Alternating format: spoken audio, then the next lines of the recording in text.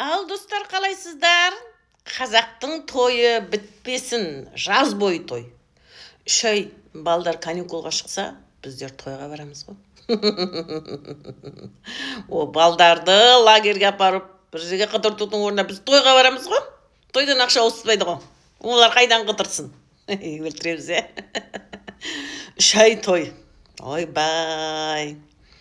Келесің ба, басталды. Сезонда ресторандардың бәрі қымбат. Ең төмені 15 мың. Ең несі 30 мың. Оларды бөліп қойған ғой.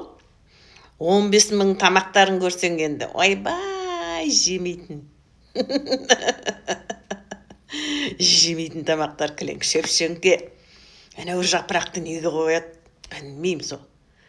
Жапырақ толған білмеймін. О жапырақты кім жейді білмеймін. Бетіне 3 түйір қойды, қалған бәрі жапырақ. Салаттарды осы, баклажан салат бәле болған сойырды. Алып тастаңдаршы құрсын рестораннан. Ең арзан 15-дікі сондай. Адам жей алмайтын. Жемейсің данан. Штучный алмалар. Құдай, енді айтатын жоқ. Ең төмені 15 мың себебі.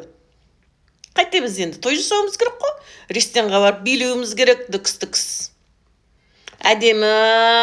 Сол 15 мыңға макияж істейміз ғой. Сен бір адамға 15 төлесің, 15 мың макияж бар, коллегі бар, күшті бірақ.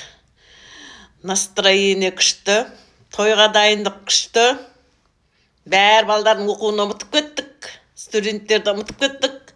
3 ай алқимыз енді. Ойнада күл боламыз.